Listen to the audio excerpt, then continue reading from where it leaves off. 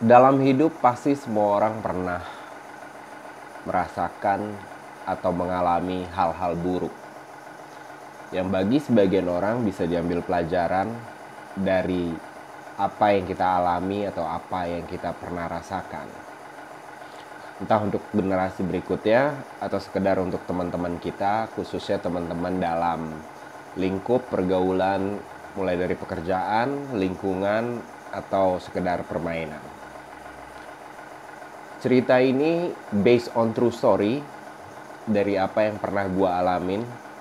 Semoga menjadi pembelajaran tersendiri bagi anak-anak gue khususnya, besok lusa teman-teman gue yang sepergaulan atau teman-teman gue yang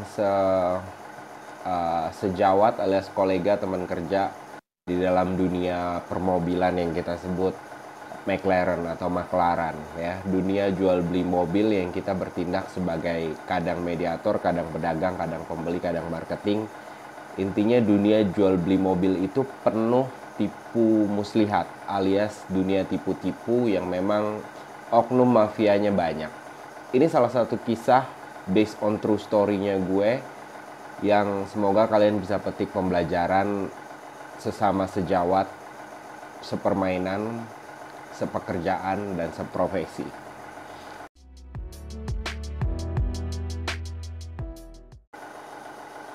Kenapa kejadian ini gue ceritain? Karena gue pengen bikin YouTube gue ini salah satu diary-nya gue yang suatu hari kalau gue punya rezeki lebih, gue akan bikin dalam bentuk visual ya, alias reka ulangnya. Ini menjadi sebuah kisah tersendiri bagi gue karena ini memang mengandung banyak makna di situ. Jadi hal-hal yang gue ingat pasti gue bikinin video. Pertama kali gue itu orangnya mudah percaya. Itu adalah kelemahan, bahkan bisa dibilang bisa juga kelebihan, tapi juga keseringan dimanfaatin oleh orang yang punya tujuan terhadap diri kita, alias yang gak tulus. Karena kita di dunia jual beli mobil, setiap informasi itu pasti berarti. Apalagi informasi itu secara kalkulasi matematika memang di atas kertas menguntungkan. Ini yang gue sebut mudah percaya ya. Walaupun nggak bisa ditampik juga bahwa memang profesi-profesi kayak gue ini mengandalkan hal-hal seperti itu karena memang kita tidak berpenghasilan tetap. Jadi kita harus bisa melihat peluang dari segala bentuk informasi yang kita terima.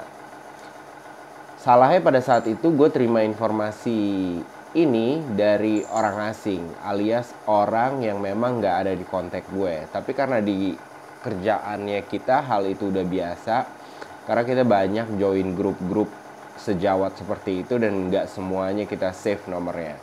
Jadi andai pun ada yang japri, di saat namanya nggak ada, paling positive thinkingnya kita anggap itu adalah salah satu orang atau salah satu dari anggota grup yang kita join di grup-grup mobil tersebut, atau dalam hal ini grup jual beli mobil gitu.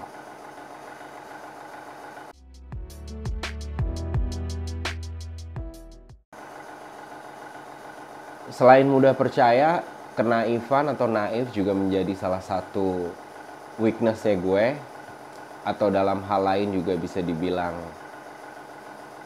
kelebihannya gue atau kelebihan sebagian orang. Karena menurut gue naif itu nggak salah juga, dalam artian berbuat baik nggak pernah salah. Paling yang salah adalah momentum yang kita pilih pada saat kita menjadi naif. Dan pada saat itu momentum gue bisa dibilang salah nggak salah alias fatal nggak fatal, karena di titik itu gue sedang menjalani kehidupan yang memang di video gue sebelumnya gue sebut fase tsunami-nya gue. Jadi setiap rupiah sangat berarti, setiap kesempatan sangat berarti. Jadi apapun pasti gue pertimbangkan gitu. Padahal pada saat itu jaraknya tuh jauh. Kita di Jakarta, itu mobil adanya di Karawang. Itu kurang lebih kayak sekitar 100 kilometeran mungkin dari tempat gua bergerak, dan itu harus dikalkulasi secara matematik karena kita mengeluarkan ongkos, biaya, bensin, tol, dan lain sebagainya. Pada saat itu gue sampai ngasih dia ongkos dari tempat dia bergerak ke tempat gue karena dia bilang dia nggak punya duit. Kita sebut aja oknum ini si A lah ya. Si A ini setelah WhatsAppan sama gue, lalu dia bilang, bang, gue nggak punya duit ke tempat lo, tapi gue tahu lokasi mobilnya di mana. Nanti dari tempat lo baru kita jalan ke lokasi mobil itu, dia bilang. Ini pesan buat teman-teman sejawat juga yang berprofesi sebagai McLaren atau mediator mobil atau makalar mobil, apapun namanya lah ya. Lalu gue ongkosin dia bergerak waktu itu kalau nggak salah dia bilang dari Depok. Gue transferin dia GoPay kalau nggak salah, atau gue transferin duit, gue lupa. Yang pasti gue pesenin dia Grab untuk dia bayar ke tempat gue gitu. Akhirnya dia nyampe, kita ngobrol. Untuk pertama kalinya gue ngobrol sama dia secara face to face, tapi emang gue nggak kenal dia juga. Sampai gue minta video call untuk meyakinkan bahwa mobil yang dia bicarakan itu adalah valid. Karena banyak juga informasinya mobil seperti ini atau harga-harga yang masuk kayak gini kebanyakan nggak valid ya, itu udah makanan kita sehari-hari deh. Akhirnya dia video call sama temennya yang di lokasi. Gue lihat mobilnya, kalau nggak salah telepon-teleponan deh, nggak sempat video call waktu itu karena si pemiliknya itu sibuk. Pemiliknya itu dia kayak jualan HP, punya toko HP gitu, tapi sekalian rumah gitu, nggak pisah. Udah akhirnya gue make sure beberapa kali, gue bilang beneran nih ya mobilnya begini, speknya sesuai segala macam ini itu, karena gue butuh ngitung biaya untuk kita kesana, untuk gue ngecek mobil untuk pertama kalinya. Jadi layer pertama atau tindakan pertama yang gue lakukan sebelum gue tawarkan ini ke bos gue atau ke pembeli, gue harus memastikan bahwa ini mobil emang valid dulu dan sesuai bacaan gue gitu. Setelah gue hitung-hitung, karena pada saat itu gue punya mobil yang lumayan boros, kalau pakai mobil gue sendiri ditambah pajaknya juga mati, bermasalah nanti takutnya gimana-gimana, gue memutuskan untuk naik Grab yang setelah gue kalkulasi secara matematik itu kurang lebih pulang pergi gue butuh duit 500.000. Yang sementara pada saat itu bisa dibilang 500.000 itu berarti buat gue, dan bahkan gue mungkin pada saat itu nggak megang duitnya secara full gitu, secara utuh. Akhirnya gue sampaikan itu ke mediator juga, tapi bosnya dia yang mau beli. Gue sebut aja di sini Ko Akyo, thank you banget Ko. Pada saat itu dia kebetulan di Bandung. Si teman gue ini, bosnya ini memang pedagang-pedagang di Sumatera. Jadi mobil ini rencananya mau dikirim ke Sumatera. Mobilnya pada saat itu adalah Pajero Dakar tahun 2013 atau 12 gue lupa, tapi kilometernya menarik karena cuman 40.000 apa 60.000 gitu, gue lupa. Secara fisik, secara angka, secara kilometer tuh pas atau cocok buat kita untuk kita bayar, karena masih bisa dijual lagi di saat nanti dimutasi ke Sumatera. Akhirnya gue jalan naik Grab, gue pesen Grab, kalau nggak salah pada saat itu 200 ribuan lebih, hampir 250-300 dengan tol dan segala macam.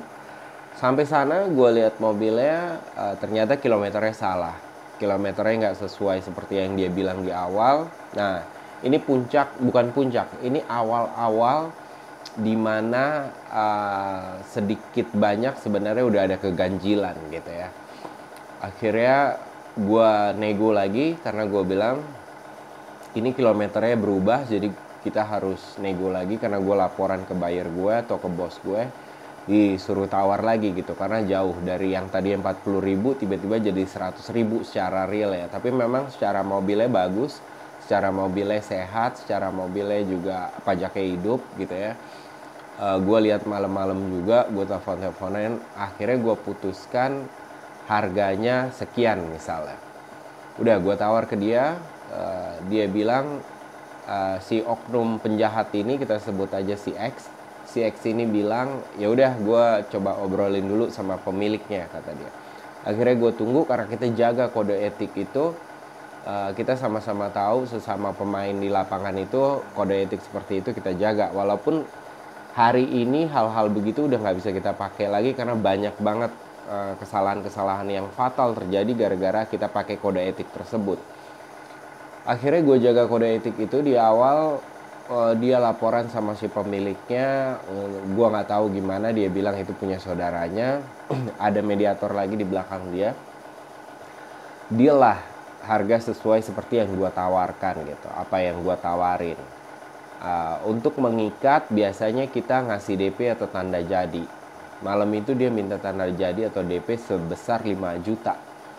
Tapi gue bilang kayaknya bos gue nggak mau 5 juta karena ini mobil juga bukan mobil mewah banget, mobil 200 jutaan.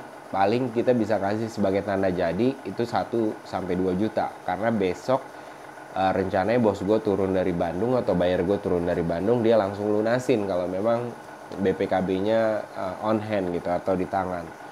Udah akhirnya deal punya deal, kita kasih tanda jadinya sebesar 2 juta. Gue minta tuh dari buyer gue atau dari teman gue yang makelarin lagi di Bandung itu, si Ko Akio ini. Gue minta sama dia nomor rekeningnya. Tadinya mau pakai punya gue, tapi gue bilang langsung aja ke pemilik. Nah, gue nggak tahu nih,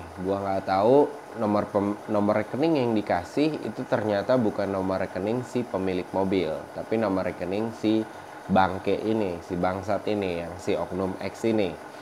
Udah, karena gue nggak mau pusing, karena toh besok juga kita akan lunasin itu. Jadi biasanya kita nggak terlalu musingin hal tersebut.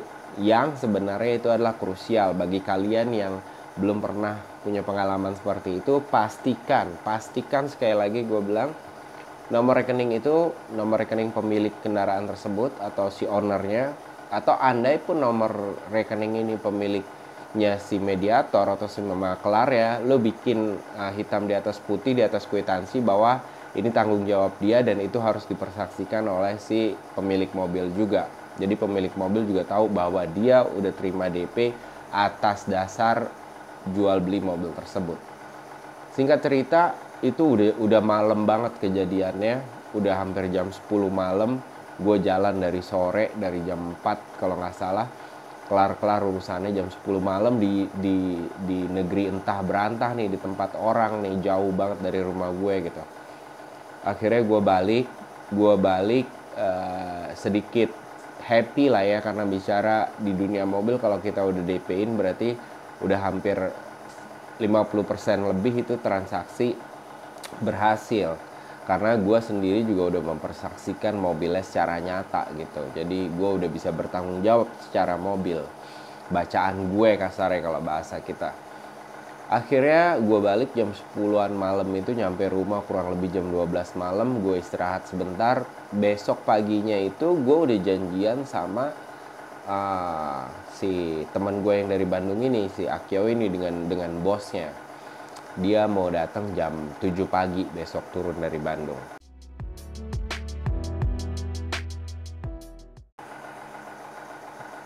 Pagi gak lama, jam 7, jam 8, jam 9 si teman gue nyampe dari Bandung sama bosnya. Akhirnya ngobrol-ngobrol sebentar sama dia di rumah gue. Akhirnya kita memutuskan berangkat pakai mobil dia dan mobil bosnya, 2 mobil gitu. Enggak, 1 mobil. Bosnya nyusul kalau nggak salah. Kita jalan 1 mobil, bosnya nyusul.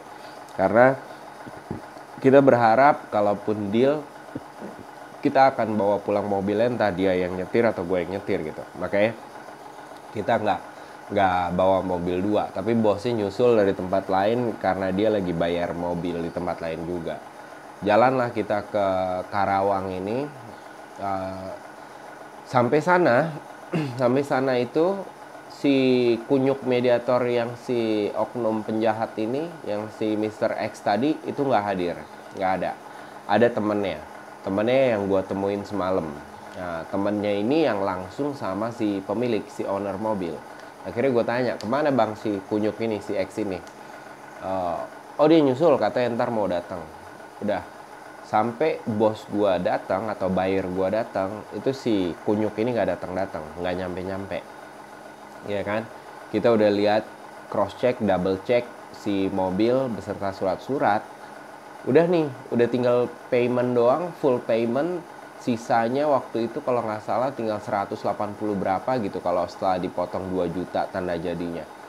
Nah, ke gapnya baru di situ. Ini puncak pada saat kita mengetahui bahwa si oknum X ini udah mengelabui kita atau ngadalin kita, khususnya gue sih, bukan kita. Pada saat kita mau bayar full paymentnya, jadi waktu kita ketemu sama si ownernya, kita pastikan bahwa sisa pembayaran segini. Ternyata guys, ternyata ini penting banget buat kalian ketahui atau kalian ambil hikmahnya, maknanya gitu. Harga yang dia berikan ke gue pada saat malam tadi itu berbeda dengan harga yang diberikan oleh si pemilik ke dia. Jadi dia mengiyakan harga yang gue tawar supaya transaksi terjadi atau tanda jadi atau DP itu bisa ditarik sama dia. Sementara harga sebenarnya itu masih jauh banget dari apa yang kita tawarkan. Contoh biar lu gak bingung. Itu harga dari pemilik misalnya masih 210 juta. Tapi sementara yang gua tawar 185 juta. Itu masih jauh banget, masih sekitar 25 jutaan selisihnya. Dan itu nggak dikasih tahu sama kita, sama si oknum X penjahat ini, supaya dia bisa tarik tanda jadi atau DP tersebut. Jadi pembelajarannya di sini supaya kalian pastikan, make sure, nggak peduli kode etik dan segala macam, pastikan harga yang kalian tawar itu ke si mediator atau ke si makelarnya sama dengan harga yang diberikan oleh si pemilik atau si owner. Ini udah sering banget kejadian. Bahkan ini video yang udah kesekian kali tentang hal begini yang gue ceritain. Tapi ini cerita bukan hanya tentang sekedar kerjaan mobilnya, tapi ada kisah hidup gue di sini. Makanya gue mau mengabadikan ini sebagai diary digital ya gue. Dan supaya bisa diambil pelajarannya oleh kalian semua, khususnya orang-orang yang berkecimpung di makelaran mobil atau dunia jual beli mobil. Udah ke gap lah di situ, cekcok. Tapi kita nggak bisa nyalain owner karena memang harga yang dia sepakati sama si oknum X tersebut emang sesuai yang dia bilang. Tinggal si bajingannya adalah si oknum X ini yang laporan itu ke gue dan tidak sesuai dengan fakta aslinya. Udah 2 juta ternyata juga nggak masuk ke dia, masuknya ke si oknum X penjahat ini. Kisruh di situ, gue nggak enak banget sama teman gue yang dari Bandung jauh-jauh. Gue nggak enak banget sama bosnya dia yang datang dari Sumatera gitu ya. Akhirnya gue minta maaf, gue klarifikasi, gue bilang gue akan kejar semaksimal mungkin sejauh yang bisa gue lakukan. Gue bilang mendingan lu pada balik aja dulu biar gue yang tungguin si kunyuk itu.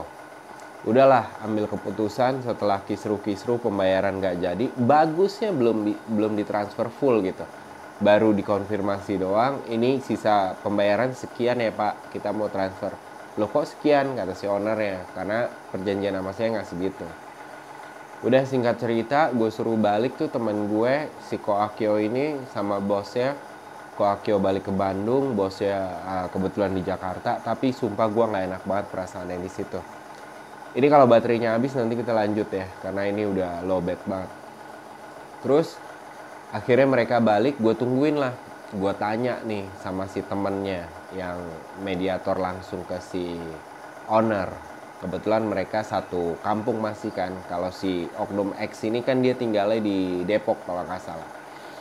Udah akhirnya gue diajak lah ke rumahnya dia. Ya udah bang, ke tempat saya aja, nanti kita hubungin si kunyuk itu, saya juga mau konfirmasi ke dia. Ternyata setelah gue nyampe ke rumahnya si abang ini, gue dijamu, dikasih tempat istirahat sambil nunggu si kunyuk nih, ngobrol-ngobrol di situ. Ternyata si kunyuk juga bukan si oknum X ini, itu bukan yang pertama ngerjain dia udah pernah dikerjain sebelumnya di kerjaan-kerjaan yang lain gitu. Jadi emang nih anak pemain. Terus yang lebih parah lagi, dia pernah ngerjain tukang Grab. Tukang Grab itu kebetulan tetangganya si abang ini, orang-orang kampungnya dia juga. Dia pernah disuruh nganterin ke Depok tapi nggak dibayar gitu. Nah, di situ gue dapet celahnya sampai gue bilang, oke, berarti temen lo yang abang Grab ini kan pernah nganterin dia atau jemput dia ke tempat tinggalnya di Depok. Gue pengen dong si tukang Grab ini lo panggil, gue mau pakai jasa dia untuk dia bisa nganterin gue ke tempat tinggal si Oknum X ini, karena dia pernah nganterin tuh orang. Akhirnya ditelepon, hitung-hitung ngasih kerjaan. Karena gue udah nggak bisa balik lagi nih, gue nggak tahu mau balik sama siapa kan. Temen tadi gue jalan bareng si temen gue si Koakyo itu, mereka udah gue suruh balik duluan, otomatis gue udah nggak ada kendaraan balik. Dan ini jaraknya bukan deket, ini jauh banget, bisa dibilang udah luar kota gitu. Dan di tempat orang entah berantah. Akhirnya si tukang Grab datang, gue ngobrol-ngobrol, gue cerita-cerita, emang nih Oknum X emang gelagat penjahatnya udah banyak gitu. Udah sering ngerjain orang dengan hal-hal begitu. Akhirnya gue bilang, Pak, jujur aja nih, saya nggak punya duit, tapi saya mau minjem sama orang deh untuk Bapak anterin saya ke tempat dia, ke Depok itu. Nanti dari Depok itu baru Bapak anterin saya ke rumah. Itu di Jakarta Timur waktu itu gue bilang. Ya kan? Akhirnya udahlah, gue telepon nih nyokap gue. Gue emang udah gak megang duit nih. Gue berharap transaksi itu deal, gue dapet duit. Bayangan gue bisa dapat 5 juta gitu. Tapi karena transaksinya begitu, boro-boro dapat duit, malah gue ketiban sial harus ganti duit DP yang hilang itu, yang udah ditransfer 2 juta itu menjadi tanggung jawab gue gitu. Akhirnya disinilah kasih ibu nih ya. Gue nelfon nyokap gue di kampung di Aceh. Gue bilang, gue ceritain lah kondisinya kurang lebih gue ditipu, gue begini begitu. Nyokap gue transferin gue duit, gue lupa berapa, kalau nggak salah 400 atau 500 gitu untuk biaya gue balik.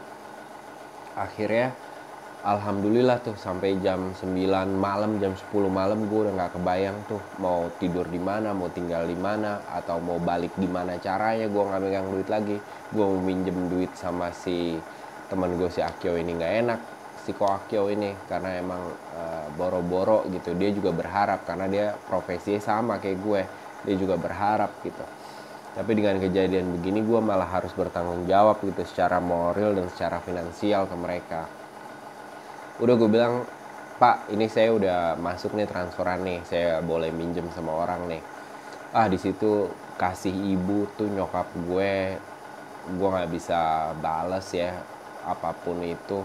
Emang kasih ibu ya sepanjang masa gitu.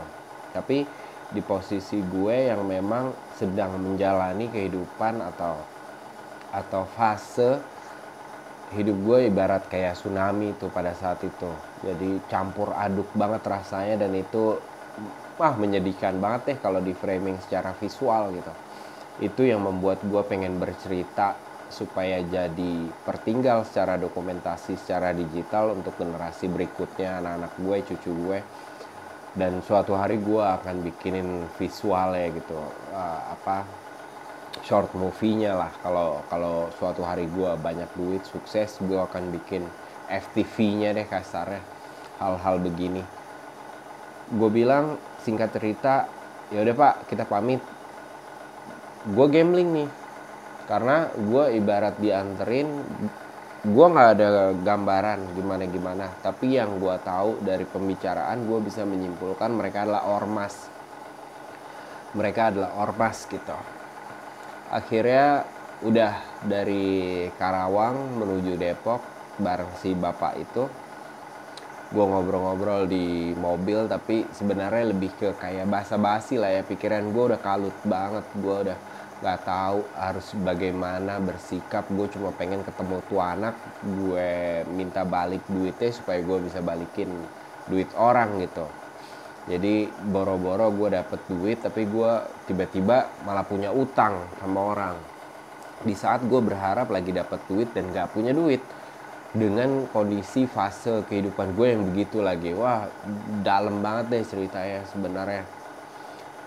Udah nyampe nih ke Depok, dia lupa-lupa inget gitu masuk gangnya, sampai masuk ke kayak udah mulai hutan-hutan kecil gitu, banyak pohon bambu kan. Udah gelap, nggak ada lampu, rumah-rumah zaman dulu. Kayak masuk ke dalam lagi, udah masuk ke kampung. Masuk lagi nih, kayak kita masuk villa gitu, dari gerbang ke rumah itu masih harus masuk lagi ke dalam. Pokoknya menyeramkan banget deh situasinya, menegangkan, menyeramkan gitu. Gue kayak lagi masuk ke sarang penyamun. Akhirnya masuk, kira-kira 100 meter dari gerbang depan tuh, dari garasi, bukan garasi, dari pagar depan. Nah, adalah kehidupan di situ, ada 2-3 rumah yang memang kayaknya keluarga ya. Banyak orang lagi pada nonton TV, rumah-rumah model, ya bukan rumah mewah juga, rumah-rumah biasa juga, rumah-rumah panggung gitu juga, ada yang dari papan juga. Udah, gue bilang, Pak, tunggu, kita ngobrol dulu sebentar, saya clearin masalah, baru nanti Bapak anterin saya balik ke rumah, gue bilang, di Jakarta Timur. Masuk gue, assalamualaikum, ketemu, emang outdoor nih ceritanya, kayak teras-teras begitu. Ada beberapa orang di situ, ibu-ibu, bapak-bapak, anak muda. Gue ceritain lah perihal yang tadi. Ini kejadiannya begini. Saya tahu dari si bapak Grab ini, dia pernah nganterin ke sini gitu. Udah mulailah cerita.